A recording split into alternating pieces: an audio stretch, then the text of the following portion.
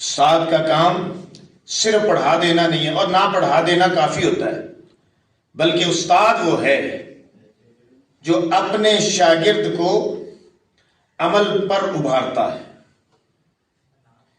یعنی آپ استاد کو مربی بھی کہہ سکتے ہیں، یعنی تربیت کرنے والا۔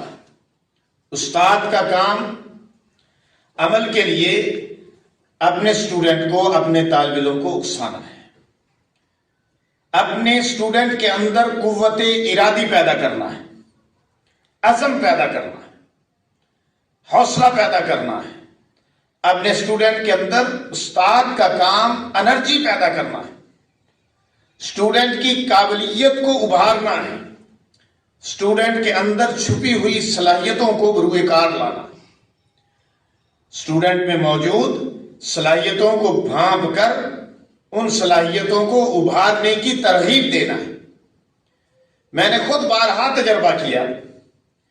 میں کلاس میں ٹیچنگ کے دوران بچوں کی ذاتی اور انفرادی خصوصیات کو بھانپتا ہوں اور پھر انہیں ان کی صلاحیتوں کے مطابق اور ان کے اندر چھپی ہوئی جو صلاحیتیں ہیں ان کو دیکھ کر ان کے مطابق انہیں کام دیتا ہوں اور ریزلٹس آفیسر نکلتا ہے۔ مثلا مجھے ایک مرتبہ ایک بچہ سبق سنا رہا تھا، میں بچے کے الفاظ پر گرفت اور اس کی سپیکنگ پاور سے متاثر ہوا۔ میں نے سوچا کہ یہ بچہ تو مقرر بن سکتا ہے، اس کے اندر ایک مقرر، ایک ڈیبیٹر چھپا ہوا ہے، اور اس میں یہ صلاحیت موجود ہے جو خدا نے اسے عطا کی ہے، لیکن اس بچے کو خود اس کا علم نہیں ہے، اسے خود اس بات کا، بچے کو خود اس بات کا ادراک نہیں۔ میں نے کہا بیٹے تم تو بہت اچھا پڑھتے ہو، تقریر کرو گے؟ تو اسٹوڈنٹ نے کہا سر میں نے تو کبھی تقریر نہیں کی۔ میں نے کہا میں آپ سے کرواؤں گا نا۔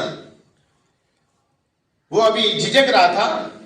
میں نے کہا میں لکھ کر دوں گا اور تم یاد کرو گے، جب تم اسے یاد کر لو گے تو پھر جو ہے وہ اس تقریر کے مطابق میں تمہیں اس کے اشارے، گیسچرز سب کچھ بتاؤں گا، لہذا فکر کرنے کی ضرورت نہیں ہے، بس تم تیار ہو جاؤ۔ تو اسٹوڈنٹ جو تھا وہ کچھ ہیزیٹیشن کے ساتھ تیار ہو گیا۔ میں نے اسے تقریر لے کر دی۔ اگلی صبح اس نے مجھے وہ تقریر زبانی سنانا شروع کر دی۔ اس میں کچھ غلطیاں تھیں، میں نے غلطیوں کو درست کیا۔ اب تھوڑی دیر کے بعد اس نے پھر مجھے سنائی تو وہ کافی حد تک غلطیوں سے مبرہ تھی۔ میں نے کہا بیٹے اب اس انداز کے ساتھ بولنا شروع کرو۔ خود اس کے اندر ایک سپیکر موجود تھا، ایک ڈیبیٹر موجود تھا، الفاظ پر اس کی گرفت تھی، سپیکنگ پاور موجود تھی، میں نے اسے محض نکھارنا تھا۔ یعنی استاد کا کام ہی یہی ہے کہ وہ ایک خام ہیرے کو تراشتا ہے، اسے بناتا ہے۔ تو میں نے اسے بنایا اور یقین مانیے کہ وہ اتنا اچھا مقرر بن گیا چند دنوں میں کہ میں خود جب اس کی تقریر سنتا تھا تو حیران رہ جاتا۔ اب دیکھیے میرا کہنے کا مطلب یہ ہے کہ استاد اپنے طالب علم کے اندر چھپی ہوئی صلاحیتوں کو دریافت کرتا ہے۔ استاد بچے کے لیے سہولت فراہم کرتا ہے، گویا اس کا سہولت کار بن جاتا ہے۔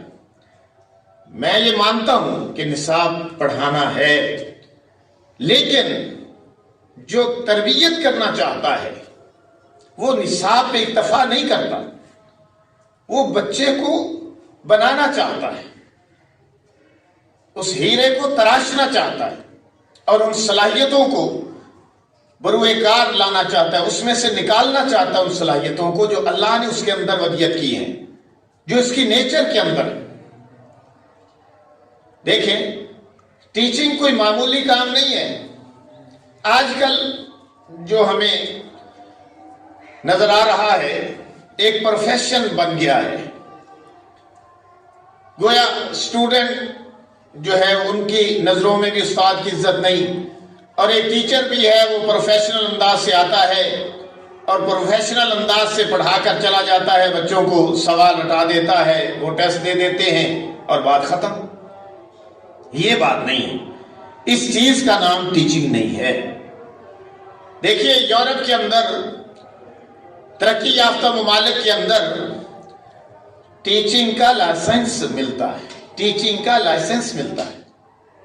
اسلحے کا لائسنس وہاں لینا آسان ہے، جبکہ ٹیچنگ کا لائسنس حاصل کرنا مشکل ہے، کیونکہ استاد بننا، استاد بن کر رہنا، استاد کہلوانا، استاد ہونا، ٹیچر ہونا، موٹیویٹر ہونا کوئی آسان تو نہیں ہے نا۔ اور بات یہ ہے کہ ٹیچر دراصل قوموں کو یا تو بگاڑ دیتا ہے یا قوموں کو سنوار دیتا ہے۔ استاد کے اندر چند ایک خصوصیات ہیں جو میں آپ کے سامنے رکھنا چاہتا ہوں کہ وہ ہونا ضروری ہے۔ نمبر 1، متعلقہ مضمون پر مکمل عبور اور مہارت ہونی چاہیے۔ میں عرض یہ کر رہا تھا کہ استاد کے اندر ان چیزوں کا پایا جانا ضروری ہے جو میں ابھی آپ کے سامنے رکھتا ہوں۔ نمبر 1، متعلقہ مضمون پر استاد کو مکمل مہارت ہونی چاہیے۔